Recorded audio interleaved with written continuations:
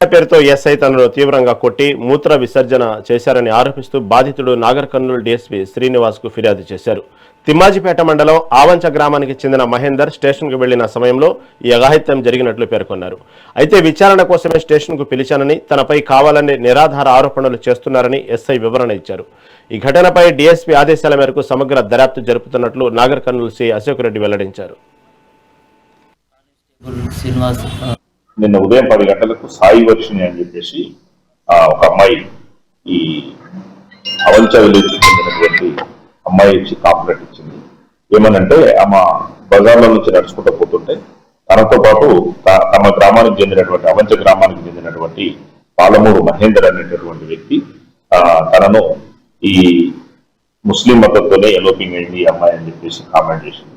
అది విన్నటువంటి పక్కన ఉన్నటువంటి వ్యక్తులు తీసుకుంటే వాళ్ళ ఫాదర్ చెప్పారని చెప్పేసి వాళ్ళు కాంప్లైంట్ ఇచ్చారు పోలీస్ స్టేషన్ లో. ఈ అమ్మాయి వాళ్ళ ఫాదర్ అందరూ వచ్చి కాంప్లైంట్ ఇచ్చారు.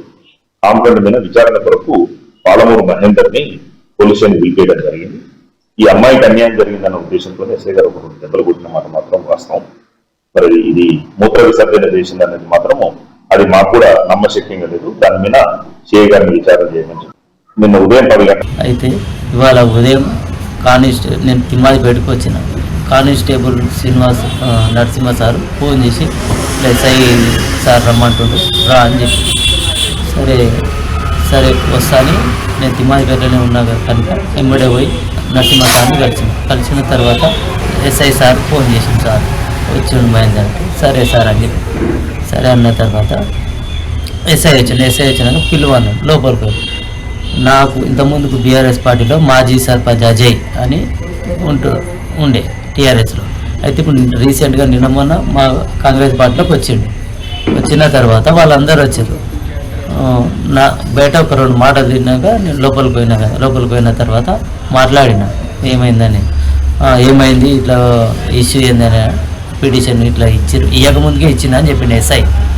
తర్వాత అక్కడికి పోయిన తర్వాత నువ్వేమన్నా బాబంటే ఊర్లో అజయ్ కూతురు ఇట్లా లేచిపోయిందని ఇట్లా సమాచారం అంతే. నేను ఒక పిల్లానితోటి మన ఊర్లో ఎవరో అమ్మాయి ఇట్లా లేచిపోయిందని అబ్దుల్ అనే అబ్బాయితో అన్న.